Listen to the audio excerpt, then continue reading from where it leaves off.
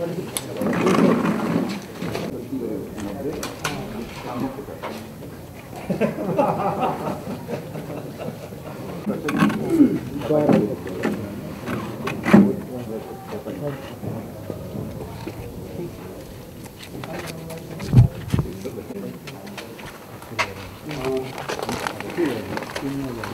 नैतिक चरित्र भएको न्यायाधीशहरू नियुक्ति गरियोस्, जसले गर्दाखेरि न्यायको गरिमा, न्यायपालिकाको भन्ने कुराहरू हामीले लगातार भन्दै आयौँ। गत 2077 साल 2072 सालको संविधान लागू हुँदाखेरिकै प्रधानमन्त्री भइसक्नु भएको, त्यसपछि राष्ट्रको सबैभन्दा ठुलो राजनीतिक दल भइसक्नु भएको र प्रधानमन्त्रीको पद एउटा सम्हालेर संवैधानिक दृष्टिकोणहरूमा हामीहरूको कुनै मुद्दाहरू फरक खायो र त्यो खान्छ पनि। सबै वकिलहरू एक ठाउँमा आउन सक्दैन। संवैधानिक व्याख्या विश्लेषणको क्रममा एउटा आफ्ना दृष्टिकोणले व्याख्या विश्लेषण गर्दाखेरि कुनै मुद्दामा हामीहरू फरक पर्यौँ होला। तर भ्रष्टाचारको विषय र अदालतमा जुन विषय उठेको छ त्यो हामीले प्रारम्भमा उठायौँ र विशेष गरेर आदरणीय अध्यक्षज्यूको म ध्यान के कुरामा आकर्षित गर्न चाहन्छु भनेर भन्दाखेरि, आदरणीय अध्यक्षज्यूको मैले ध्यान आकर्षण गर्न खोजेको यो विषय कसरी उठान भयो त भनेर भन्दाखेरि, पूर्व न्यायाधीश समाज, त्यो पूर्व न्यायाधीश समाज मध्ये पनि पक्ष विपक्ष होइन्छ होला, 4 जना प्रधान न्यायाधीशहरूको होइन, माननीय न्यायाधीश टोपबहादुर सिंह जो हामीहरू सबैका गुरु हुनुहुन्छ, सुभाष नेमाङजीको पनि गुरु हुन्छ, मेरो पनि गुरु हुन्छ, चोलेन्द्रजीको पनि गुरु हुनुहुन्छ, उहाँहरूले पहिला के वक्तव्य निकाल्नुभयो भनेर भन्दाखेरि, जब यो गजेन्द्र हमालजी मन्त्री हुनुभयो, गजेन्द्र हमालजी मन्त्री भइसकेपछि मैले ध्यान आकर्षण गर्न खोजेको, यो गजेन्द्र हमाललाई मन्त्री चोलेन्द्रले नै बनाएका हुन्, प्रधान न्यायाधीशले बनाएका हुन्, यिनी बहिर्गमन हुनुपर्छ भनेर पूर्व न्यायाधीशहरूको ठहर, उहाँहरूको पहिला वक्तव्य। त्योभन्दा अगाडि म ध्यान आकर्षण कहाँनिर गराउन चाहन्छु भनेर भन्दाखेरि, जब अध्यक्षज्यूले बारम्बार भनेको र त्यो हो पनि, परमादेशले चाहिँ के भने नियुक्ति गरेको सरकारलाई मन्त्री देऊ भनेर भन्दाखेरिको अवस्थामा कुनै पनि पार्टीहरूले मन्त्री दिन सकेका थिएनन्, 4-5 जनादेखि बाहेक। त्यति बेला सर्वोच्च बार एसोसिएसनको अध्यक्ष लगायतका साथीहरू डेलिगेसन हामीहरूले पठायौँ प्रधान न्यायाधीशलाई भेट्न। तपाईँले, मैले मुद्दा फैसला गराइदिएँ, मैले मुद्दा परमादेश गराइदिएँ, त्यसकारण मेरो कोटाबाट 2 जना न्यायाधीश मन्त्री हुनुपर्छ भन्ने प्रस्ताव राख्नु भएको छ भन्ने कुरा आयो, तपाईँ गएर कुरा गर्नुहोस् भनेर हामीहरूले बारलाई पठाइसकेपछि प्रधान न्यायाधीशले भेटघाट दिनुभयो। भेटघाट दिइसकेपछिबाट त्यहाँ 2वटा नाम चाहिँ आए। एकजना दीपक तिमिल सिन्हाको नाम आयो, एउटा गजेन्द्र हमालजीको नाम। 2टा नाम आइसकेपछि उहाँले सिधै के भन्नुभयो भनेर भन्दाखेरि, दीपक तिमिल सिन्हा हुँदैन, गजेन्द्र हमालजीको कुरै नगर्नुहोस्, ऊ काङ्ग्रेसको कोटाबाट मन्त्री नियुक्त भएको छैन, मन्त्री नियुक्ति भएको छैन, उहाँलाई प्रधानमन्त्रीले मन्त्री नियुक्ति गर्दैछ भन्ने कुरा चाहिँ उहाँले त्यहाँ भन्नु। अध्यक्षज्यू यहीँ हुनुहुन्छ, महासचिवज्यू यहीँ हुनुहुन्छ, यो भनियो। भनिसकेपछिबाट आएर हामीलाई जानकारी दिनुभयो, यो त कुरै नगर्नुहोस् भनेर भन्नुभयो। भनेपछि को मन्त्री हुँदैछ भन्ने कुरा त प्रधानमन्त्रीले भन्ने कुरा, तर उहाँले चाहिँ ठ्याम्मैसँगले गजेन्द्र हमाल तपाईँको जेठान, उहाँले के भन्नुभयो भन्दाखेरि, होइन मेरा धेरै भयो सम्पर्क नभएको, मैले यति तथ्य राखेँ। यति तथ्य राखिसकेपछि अनि टोपबहादुर सिंहको आयो, आएपछिबाट यो सौदाबाजी भयो भनेर हामी आन्दोलनमा थिएनौँ, हामी आन्दोलनमा बिल्कुल थिएनौँ। यो सौदाबाजी भयो भनेर चाहिँ 19 जना न्यायाधीश मध्ये 1 जना खाली हुनुहुन्छ न्यायाधीश, जम्मा 21 जनामा 1 जना न्यायाधीशको पद खाली छ, डमरवार साईजी निवृत्त भएपछि। 1 जना न्यायाधीश ईश्वर प्रसाद खतिवडाजी अमेरिका जानुभएको थियो। 18 जना न्यायाधीशहरूले हामी बेन्चमा बस्न सक्दैनौँ यसरी सौदाबाजी गर्नु भनेर प्रधान न्यायाधीशले एलोकेट गरेको बेन्च न्यायाधीशहरूले लिनु। हामीहरूले कुनै बेन्च बहिष्कार पनि गरेका छैनौँ, हामीले प्रधान न्यायाधीशलाई बहिष्कार पनि गरेका छैनौँ। मैले आदरणीय अध्यक्षज्यूको गम्भीरतापूर्वक ध्यान आकर्षण गर्न कि हामी कुदेका हौँ त, हामी चाहिँ के भनेदेखि चाहिँ होइन यिनलाई चाहिँ ढालिहाल्नुपर्छ फ्यालिहाल्नुपर्छ भनेर कुरेका होइनौँ। अब उनी चाहिँ 19 जनामा 18 जनाले बेन्च लिए। बेन्च नलिएपछि आज लिएन, भोलि लिएन, पर्सि लिएन।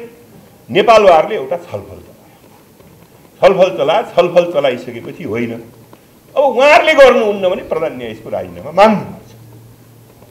हामी सबैलाई त्यो उहाँले घुस खानुहुन्छ भन्ने कुरामा कुनै अपवाद थिएन। अब त्यो घुस खाइरहेको फोटो खिचेर ल्याउने गर्ने भन्ने पनि भएन।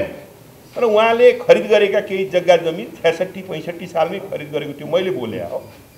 त्यो उहाँले 2 करोड 1 करोड 4 लाखमा एउटा खरिद गर्नुभएको छ, 1 करोड 30-32 लाखमा एउटा 2066 सालमा जति बेला उहाँ विशेष हाउसबाट सरुवा हुनुभयो र डोटी जानुभएको थियो त्यति बेला खरिद गरे। अनि मैले बोल्दाखेरि सार्वजनिक रूपबाट आर्थिक हैसियत पनि ठिकै हो। म माथि दिल्ली राईका बस्थेँ, घट्टेकुलामा उहाँ तल बस्ने हो। घेरा लिएर मैले चाहिँ के भनेदेखि वकिल पनि पास गरेँ, सबै गरेँ, टिचर पनि त्यहीँबाट भएँ होइन। तल आदरणीय यहाँ फर्मल कार्यक्रम भएको हुनाले सुभाषचन्द्र नेमाङजी बस्नुहुन्थ्यो होइन। हामीहरू हिँडेर जाने चाहिँ के भने बाटोहरू त्यही थियो। अनि यो करोडौँ करोडको तुरुन्तै आउनेवाला छैन न्यायाधीशलाई भनेर त्यो एउटा भनियो। त्यो एउटा चाहिँ के भने भनियो, त्यो पत्र पत्रिकामा आयो। र म यहाँनिर के कुरा स्मरण गर्न चाहन्छु भन्दाखेरि, स्मरण गराउन चाहन्छु, प्रधान न्यायाधीशलाई हामीले मात्रै चिनेको र तत्कालीन प्रधानमन्त्री भइसक्नु भएको र वर्तमान नेकपाको अध्यक्षले नचिन्नु भएको होला भन्ने मलाई चाहिँ लाग्दैन। यो मेरो दृष्टिकोण हो। यो दृष्टिकोण गम्भीरतापूर्वक राख्न चाहन्छु। सुभाषचन्द्र नेमाङज्यूले वा चाहिँ के भनेदेखि चाहिँ अहिले बसिराख्नु भएको आदरणीय चाहिँ के भने पूर्व मन्त्री हुनुभयो होइन। एउटा सार्वजनिक जीवनमा एउटा जीवन निर्वाह गर्नुभएको छ। दुःख सुखमा कानुन व्यवसायी हामीहरू आएका छौँ। एउटा संवैधानिक सवालहरूमा आफ्ना दृष्टिकोणहरू हुन्छन्। त्यसलाई राखेर हामीहरूले माछा 25 व्यक्तिको विषयको सन्दर्भमा माछा 25 गर्नुपर्ने छैन। किनभने त्यो त्यसरी नै पढियो, त्यसरी नै गइयो। कोही काङ्ग्रेस भए, कोही एमाले भए, कोही एमाले भित्रको पनि यसलाई साथ दिनुपर्छ भन्ने, कोही भएन। त्यो यहाँहरूले गर्ने। त मैले यहाँको ध्यान आकर्षण गर्न गइरहेको वर्तमान प्रधान न्यायाधीश होइन, यिनी त्यस्ता छैनन् भन्ने लाग्छ कि के लाग्छ? हामीलाई भन्दा बढी सामिप्यता हाम्रो त चियामा पनि भेटघाट छैन प्रधान न्यायाधीशसँग। नभए अहिले तिम्रै भेटघाट थियो भनेर भन्थे। अहिले यिनी त अर्कालाई सेटिङ गर्न खोज्दैछन्। त्यस्ता सेटिङ गर्ने छैन भने अहिले नै फ्याल्ने हो। त्यसकारण मैले के कुरामा चाहिँ अब अहिले सार्वभौम सत्ता आयो। त्यो सार्वभौम सत्ता आएको कारणले यहाँहरू समक्ष हामीहरू सार्वभौम सत्ता प्रयोगको लागि हिजो नेपाली जनताले भोट दियौँ।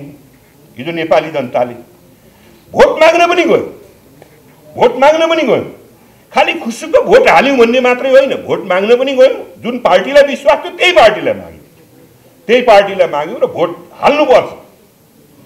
हाल्नुपर्छ तपाईँहरूले यो राजनीतिक दललाई भनेर हामीहरू भोट माग्न पनि गएका हौँ।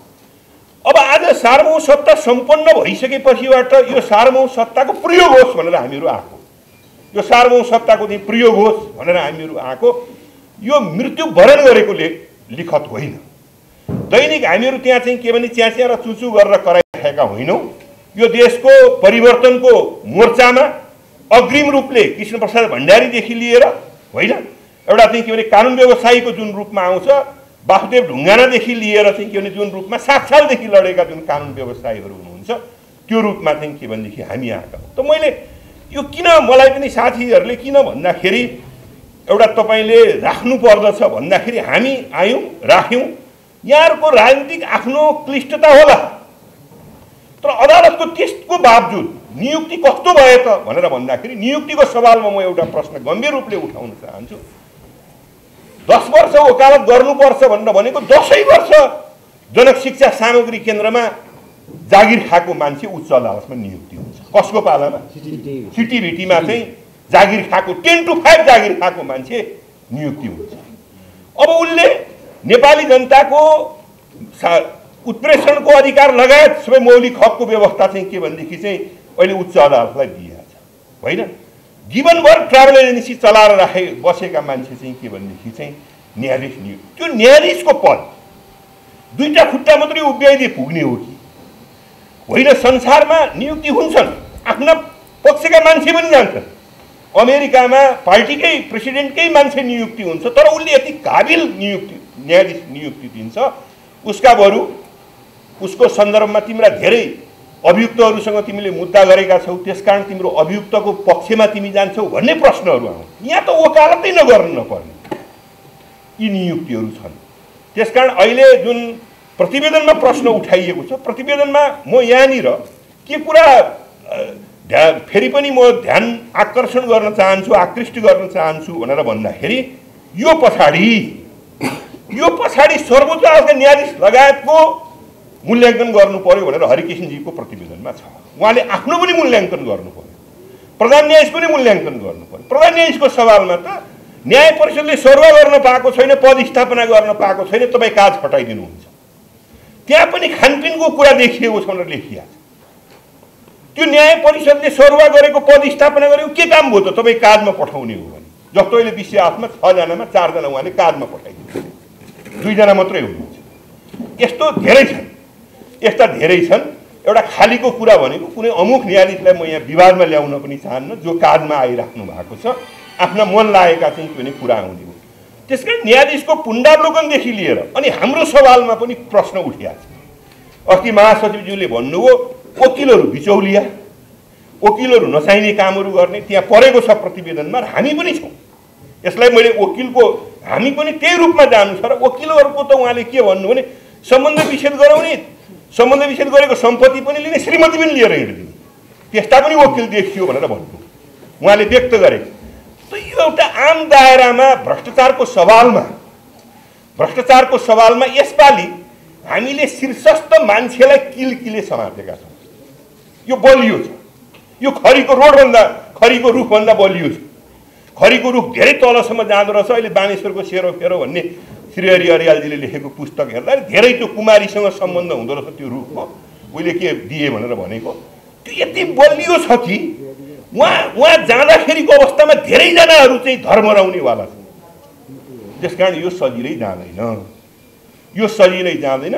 तर वर्तमान अध्यक्षज्यूले एकचोटि आफ्नो दलमा हुन्छ, उहाँ चाहिँ विभिन्न समितिहरू छन्, न्याय समिति लगायत, परराष्ट्र समिति लगायत, मानव अधिकार समिति लगायत, त्यहाँ मात्रै छलफल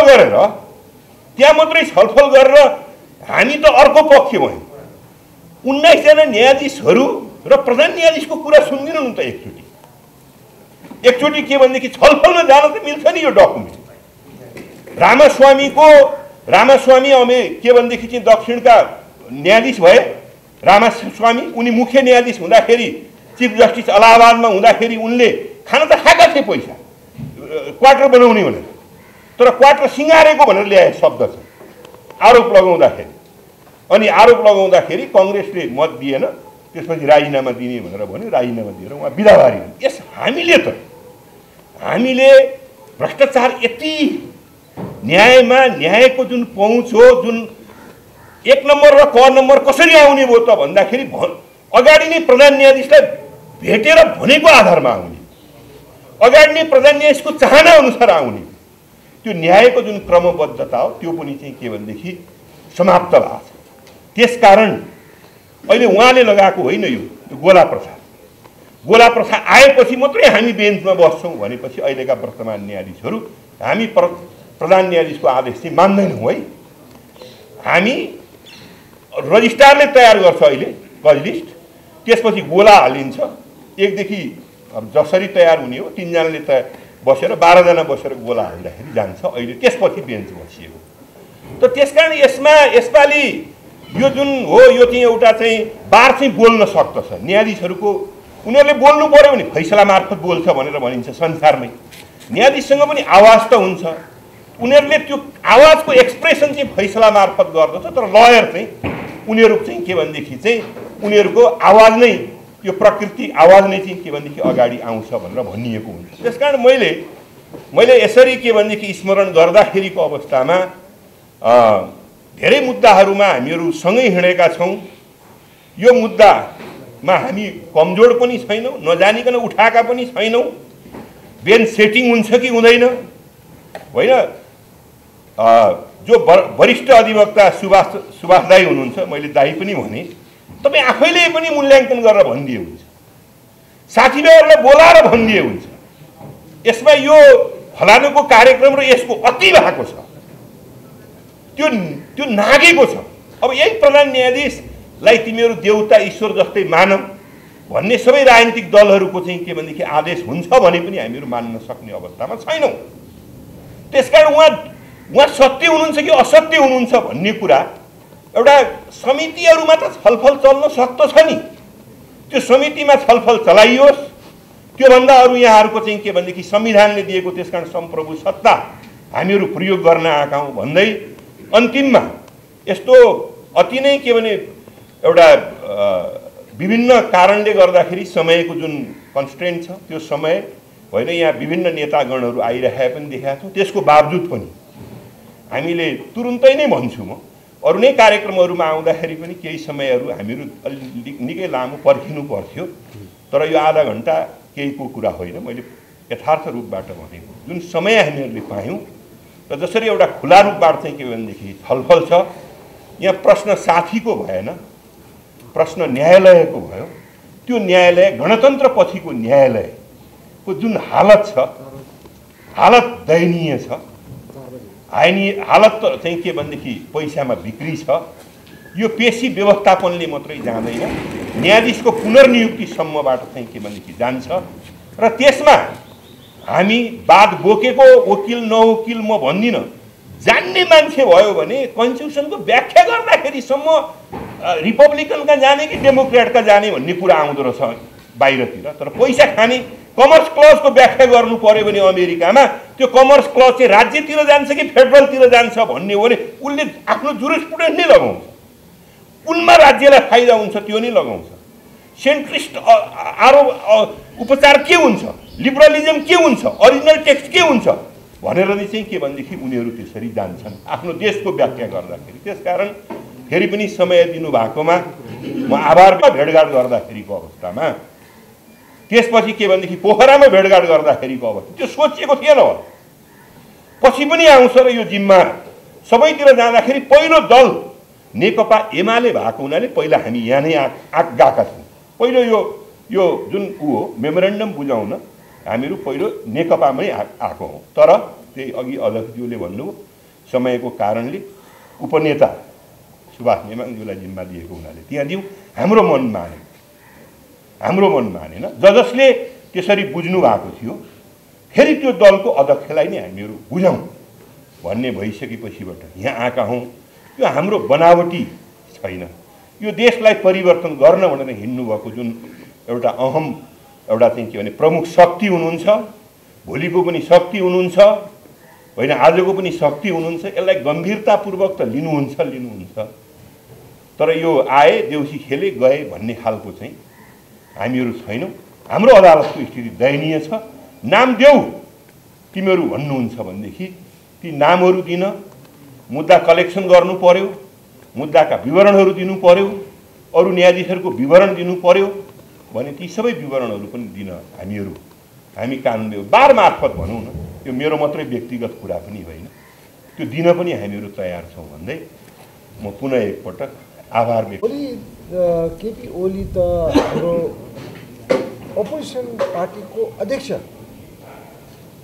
र उहाँ त प्राइम मिनिस्टर इन वेटिङ, अनि यो गभर्मेन्टले कुनै काम कुरो गर्दाखेरि ठिक बेठिक गर्यो भन्ने कुराको पहिलो आवाज उठाउने जिम्मेवारी, संवैधानिक जिम्मेवारी पाएको व्यक्ति, तिमीले चलाउन सक्दैनौ भने म चलाउँछु भन्न अधिकार राखेको व्यक्ति। त्यसले गर्दाखेरि यो न्यायपालिकाको सम्बन्धमा सवाल उठ्दाखेरि हामीले अपोजिसन लिडरलाई हामीले चाहिँ अनुरोध अनुनय विनय र सत्य तथ्य कुरा नराखिकन यो अभियान हाम्रो पुरा हुँदैन भन्ने हाम्रो महसुस भयो र हामी आज यहाँ आयौँ, यहाँ टाइम दिनुभयो, त्यसको लागि धेरै धेरै धन्यवाद। अब 2-3वटा कुरा मात्रै राख्छु। एउटा कुरो के हो भने हाम्रो यो अभियान व्यक्ति विशेष विरुद्ध होइन, यो प्रवृत्ति र यो जुन किसिमको चाहिँ व्यथिति छ त्यसको विरुद्ध हो भन्ने कुरा मैले अनुरोध गर्न चाहे। र मैले निवेदन गर्न चाहेको के भनेदेखि चाहिँ प्रधान न्यायाधीशको विरुद्ध आवाज उठाउनु परेको कारण किन भनेदेखि चाहिँ न्यायपालिकाको सुदृढीकरणको लागि उहाँ नै बाधक भएको कारणले हामीले यो आवाज उठायौँ।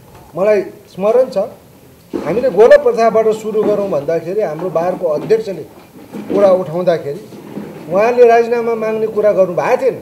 हामी राजीनामा माग्ने मुडमा थियौँ। तर गोला प्रथा नै नमान्ने स्थिति आइसकेपछि अरू धेरै सुधारका कुराहरू त बाँकी नै रहने। त्यसले गर्दा उहाँको बहिर्गमन अति आवश्यक एउटा कुरो। दोस्रो कुरो अब हाम्रो आदरणीय नेता यहाँ हुँदाखेरि आदरणीय नेताको एक दुईवटा अभिव्यक्ति सम्बन्धी पत्रिकामा आउँछन्, हामी सुन्छौँ। त्यसले गर्दा त्यसप्रति पनि हामी सेन्सिटिभ, हामी ध्यानाकर्षण भएका छौँ।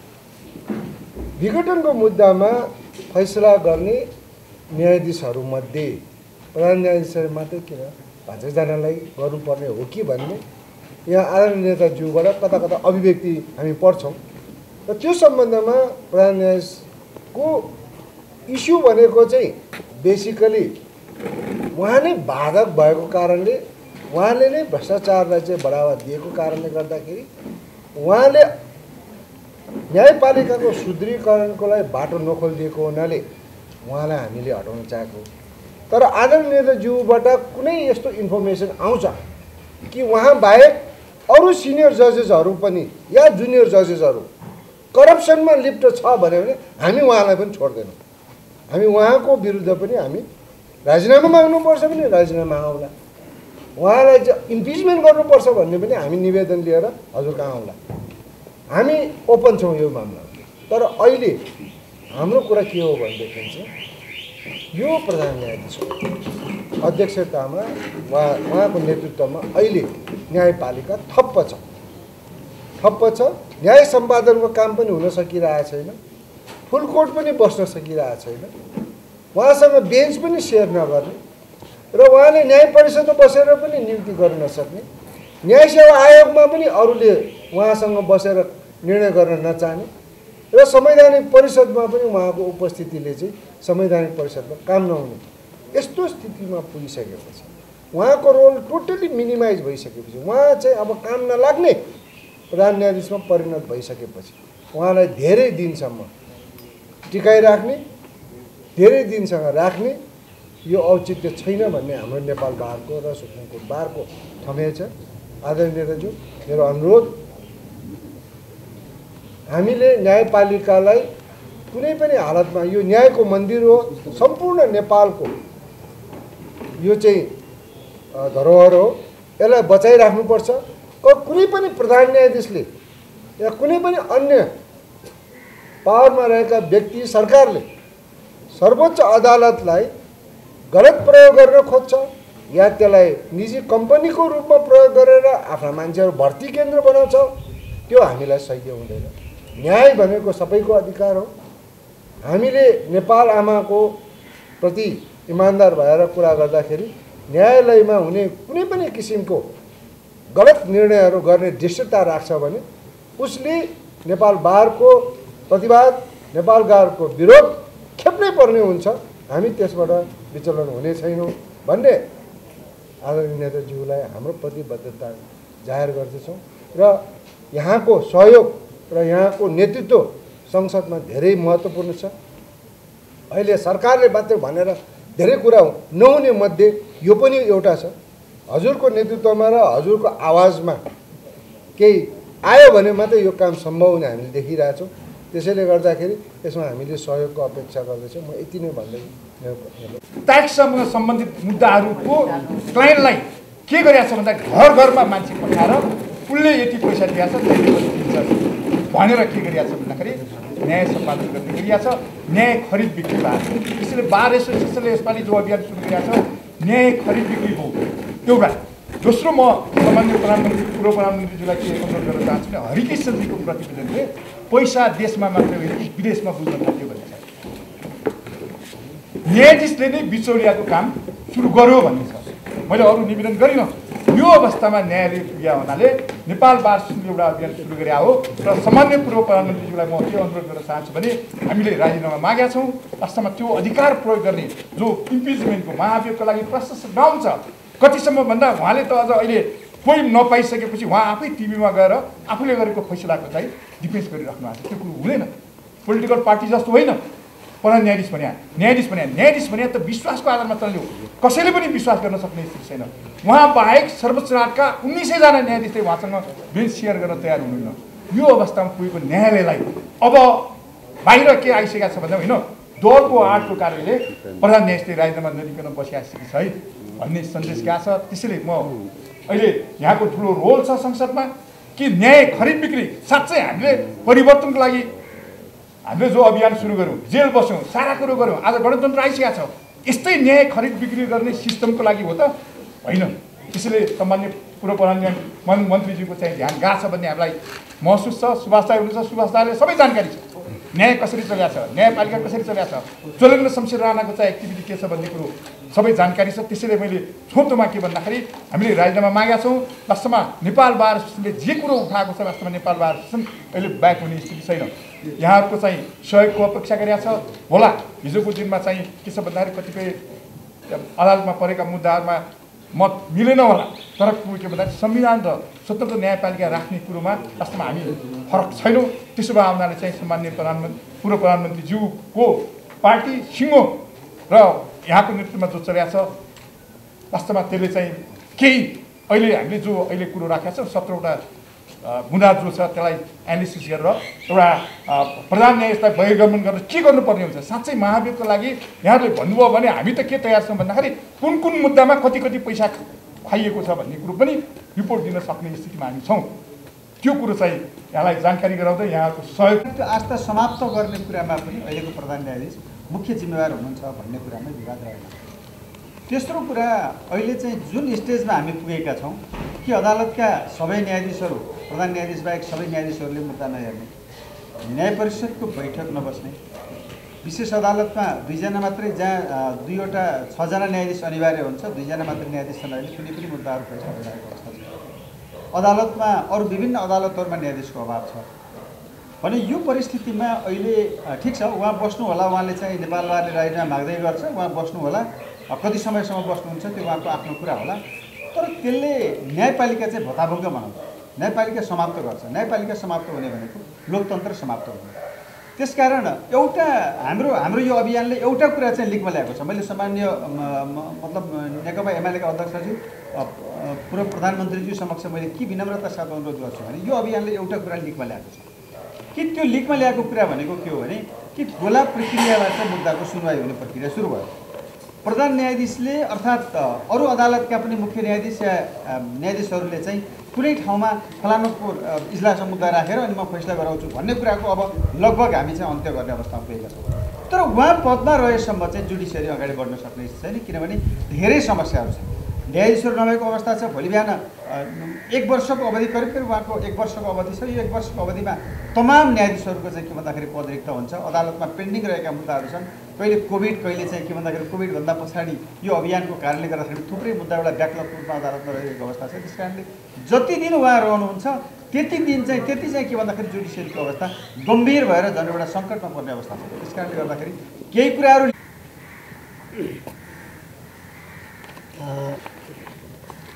ज्ञापन पत्र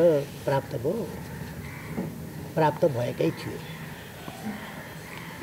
यहाँहरूले सुभाषजीलाई बुझाउनभन्दा अगाडि नै पनि प्राप्त भएकै थियो। बुझाएपछि झन् प्राप्त भएकै थियो। आज झन् राम्ररी प्राप्त भयो। मैले पनि प्राप्त गरेँ।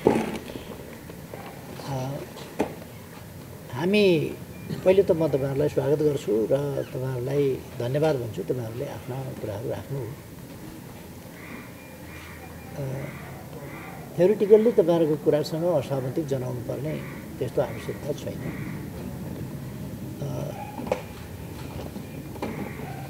न्याय नैसर्गिक अधिकार हो। न्याय प्राप्त गर्नु नागरिकको नैसर्गिक अधिकार हो, प्राप्त गर्नुपर्छ। र न्याय दिने सबभन्दा प्रमुख थलो भनेको सर्वोच्च अदालत हो।